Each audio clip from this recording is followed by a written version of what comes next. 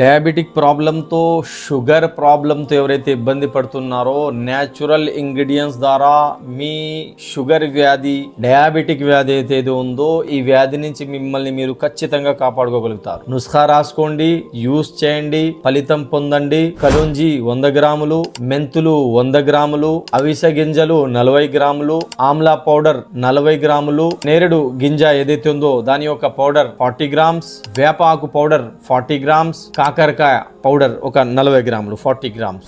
ఈ 7 వస్తువులు ఏదైతే ఉన్నాయో దీన్ని మీరు రోస్ట్ చేసుకోండి.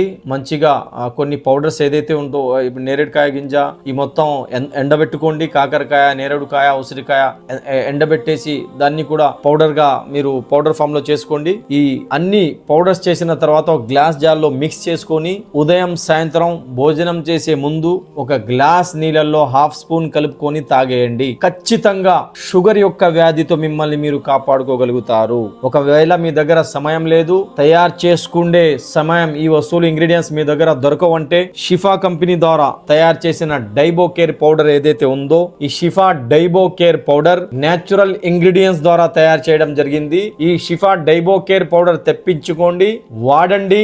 90 డేస్ తర్వాత షుగర్ చెకప్ చేపించుకోండి. ఇన్షాల్లా కొన్ని నెలలు యూజ్ చేసిన తర్వాత షుగర్ యొక్క వ్యాధి నుంచి లైఫ్ లాంగ్ మీరు ఇన్షాల్లా ఈ వ్యాధి నుంచి దూరం ఉండవచ్చు. ఈ షుగర్ యొక్క వ్యాధి నుంచి మిమ్మల్ని మీరు కాపాడుకోగలుగుతారు ఇన్షాల్లా. అస్సలాము అలైకుం సోదరులారా, డాక్టర్ మౌలానా షరీఫ్ అనేటటువంటి యూట్యూబ్ ఛానల్ని తప్పనిసరిగా మీరు సబ్స్క్రైబ్ చేసుకోండి.